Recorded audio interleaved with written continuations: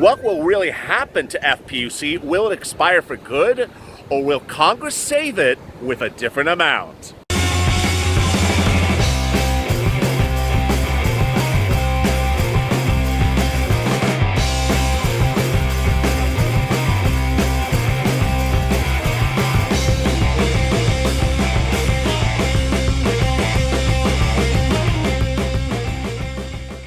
Hey everybody, this is LA Lake with a second stimulus check and stimulus package update today with really great, exciting, big news about unemployment assistance, FPUC, UI, PUA, with confirmation all across the board this Sunday morning about the actual extension of FPUC. Boy, it can't get any better than this. But where's the amount going to land? That is the big twist. So let me get right to the details. Sunday morning was like a knight in shining armor as Mitch McConnell was thrown to the curb and Larry Kudlow and Steve Mnuchin took center stage and basically said on Sunday morning talk radio or broadcast news, there's going to be an extension of FPUC. The Republicans' proposal for the second stimulus check packages will be introduced Monday morning, and it will include an extension of FPUC, but at a reduced rate. So let me get to the details and explain to you where this is all heading.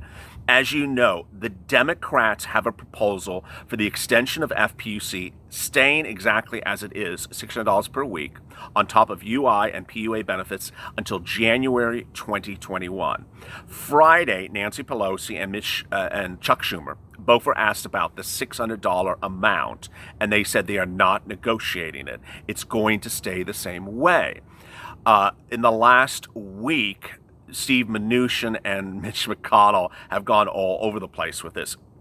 Without spending 18 minutes on going the Steve versus Mitch battle story, which I really don't care about, ultimately Mitch McConnell's silliness was thrown aside. And late Friday, Mitch headed home and Steve Mnuchin took center stage. What he did was he went with the chief of staff to Congress, met with congressional Republicans about the extension of FPUC, told press he was coming, appeared for press on the Capitol steps when entering the building, and appeared on Capitol steps when leaving the building and said, we have an agreement. We are ready to go, and the extension of FPUC will be introduced Monday on behalf of the Republicans. Boy, really, really great news. So first of all, FPUC is not going to die a sudden death. 2, FPUC has fundamentally expired. So if you are in a state and you're receiving FPU benefits on a weekly basis, you're not going to get it for each week that it takes for the Republicans and the Democrats to pass the bill. I have to make that very, very clear to you. So you're not going to get FPUC potentially last week, this coming week, and potentially a week after that. The reason is we have 2 weeks until the bill that FPUC is in will be approved. The proposal from the Republicans is being introduced Monday morning, and so we have 2 working weeks until Congress is out of session, August 6th, August 7th, August 8th. I want you to be prepared that in the worst case scenario, there would be 2 weeks in which FPUC is not landing in your bank account if you're currently on it as part of UI or PUA. There's the potential that it's done sooner than that, but we really don't know. Ultimately, the question is, what is the amount? So let's get right to it. The Democrats have said it's staying at $600. The Republicans have said we want to reduce it. That still will be the proposal. Larry Kudlow, who has that crazy position name, Director of U.S. National Economic Council, appeared on CNN this morning, and he says it's all done. The $1,200 check is coming. It's going to be part of the new package. He says it's going to include a eviction moratorium and a boost of weekly unemployment benefits, which stopped over this weekend. He would not answer the amount, though. The check is there, the reemployment benefits is there, the retention bonus is there, there'll be breaks, tax credits, and more. It'll be a very well-rounded package. Steve Mnuchin, appearing on Fox Sunday Morning News, said the same thing and reasserted the 70% unemployment benefits rate of FPUC. More about that in a second. Pelosi says the Sunday morning as well. The reason we had $600 was its simplicity in figuring out 70% of people's wages. People don't all make a salary. They make wages, and sometimes they have it vary. So why don't we just keep it simple? I love what Nancy Pelosi's saying. So let me explain what's happening with this amount. First, we know it's getting extended. Second, we know it's going to get extended by August 8th or August 9th at the latest. Third, we know there may be a lapse of benefits for 2 weeks for unemployment of FPUC because it has now expired. And so if this bill takes 2 weeks to pass, you're not going to get the money. Finally, the amount is really up in arms. It likely is going to land somewhere between $300 and its current $600 amount. Why are they doing this? A hot mess is why they're doing this. Leading economists say that this is not well-rounded. It is not grounded in any financial data. What are economists saying? They're basically saying that when you're doing a second stimulus package, you don't risk things. You don't hope you did the math correctly and pay people less to be cheap, because ultimately, if you make a mistake on the calculation and undercompensate someone, that will push America's economy over the financial cliff and create an economic disaster. On the other hand, if you overcompensate someone, it's not a bad situation for anyone. Overcompensation doesn't do anything negative financially or from an economic standpoint.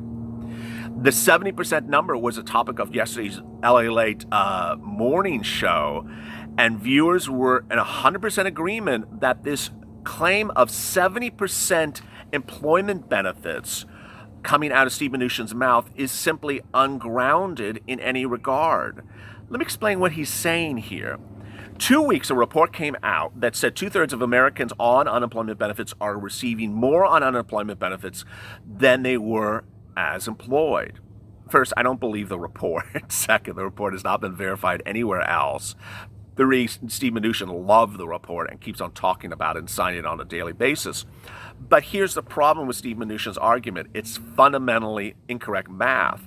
Steve Mnuchin doesn't like the report, which says people are overcompensated, meaning more than 100%. But Steve Mnuchin doesn't say, okay, let's fix it and pay them 100%. He says, no, let's fix it and underpay them at 70%. Well, wait a second. The report didn't say to underpay them. The report said they were just overpaid. So why are we suddenly cheaping out people and undercompensating them? Nothing in the reports called for or suggested or presented an economic reason for what Steve Mnuchin is doing. Steve Mnuchin chose a 70% number, percentage that absolutely, it literally is pulled out of the sky. The 70% number is absolutely invented out of the sky. So where is he going with this? As Nancy Pelosi correctly says, calculating 70% of people's income is really, really a guessing game. Why it's a guessing game is the following. The report said that the 2/3 of Americans on unemployment benefits are getting more than when they were employed. Okay. Well, how about the 1/3 that aren't? 1/3 are undercompensated. And how about the rest of them? Are they exactly a parity? So Steve Mnuchin is saying we're going to move it up and move it down and move it around. You really don't know where the number's landing, Steve. But economists are warning the Trump administration broadly and clearly that if you undercompensation someone on FPUC, you risk destroying the American economy. Because ultimately these people are on unemployment benefits, they're not going to make rent, they're not going to make utilities, they're not going to have food on the table, and you're going to sit back and say, well, we did a service to the Treasury and we didn't send out as much money as we needed to, but we protected the Treasury. No, you protect the American economy, you protect the American citizen. You need to put the American citizen whole, and putting them at 70% whole is not only not whole, it's also risky, because who's to say that it is really 70%? What's going to happen next week? So what's going to happen next week is that if you're on PUA or UI benefits, you're going to continue PUA or UI. I know this sounds a little confusing, and I'm going to stay with me and I'll explain it right now. What happens this week is not that UI or PUA expires for people who are on it. So let's pull out a paper and pencil. If you're on UI, you're not losing UI starting next week. If you're on PUA, you're not losing PUA starting next week. None of those are expiring anytime this month or next month. So, let's all just wipe our sweat. They're not going away next week. That's the first thing. They're not going away because that's the law. It's not because I'm spinning it. They're not going away.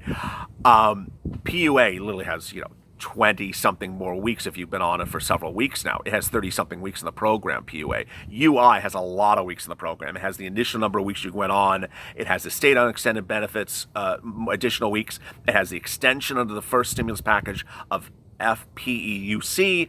So all these programs that you're already on have a lot of weeks of extension still, while the Republicans and Democrats are arguing about this FPUC. The thing that has expired is the $600 per week. That's called FPUC. It's not called PUA, it's called FPUC. That has expired. So you won't see that coming in your bank account for 1 to 3 weeks potentially, depending on the speed at which this is fixed by Congress. Will you get paid it retroactively? $1 million question. I think you will, but I'm really guessing. Again, here we go with the bad news reporters. News reporters simply are loving talking about FPUC on a daily basis. They really understand the broad scope of it, but they don't understand anything else about it. So the fact that it's expired, they don't ask them, okay, are you paying those weeks that expired while you sit around and battle over this bill for the next 2-3 weeks? They have not asked the question. So we don't know the answer. It is highly likely you would receive it, but I really don't know.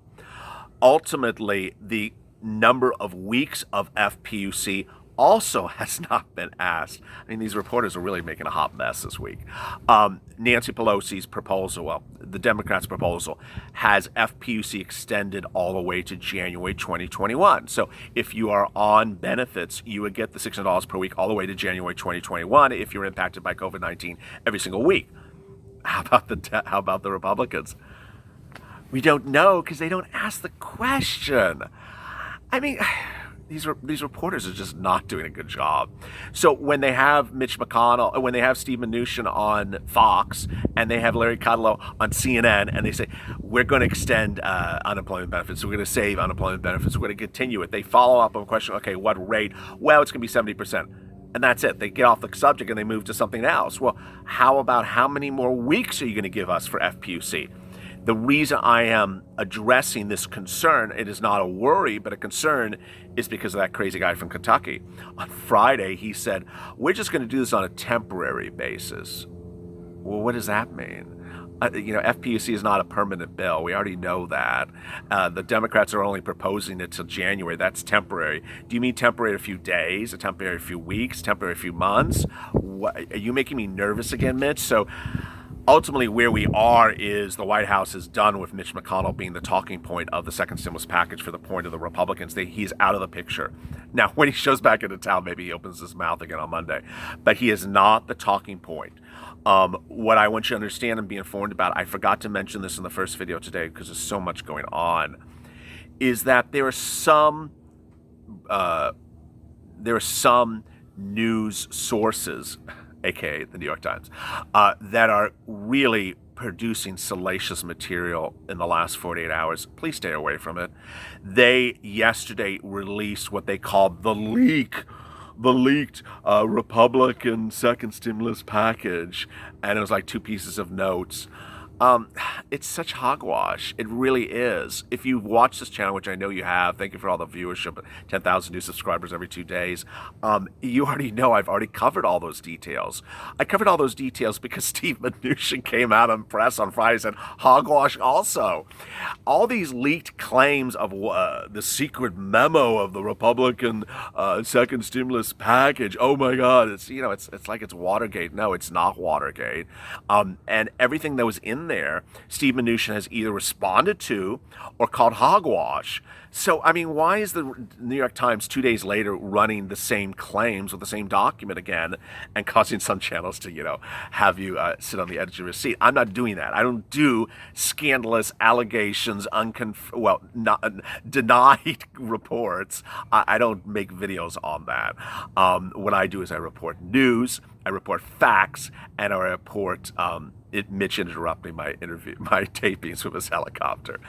If you have questions in today's video, drop them in the comments below. Stay with me for rent assistance, but because, boy, I'm so excited. I'm really, of all the things that made me so excited this morning, because it's been a tough day on me personally, I'm so excited about what I heard for rent assistance, rent moratoriums, for mortgage forbearance. I really did not, I was worried about this. I had been hammering this issue for so many days, and finally it's coming. And it's coming from the Republicans. So stay with LLA, stay informed, stay motivated, stay smiling, stay educated. Keep your hopes up, because as long as Mitch is not allowed in the room, we're all good. And stay with LA for more.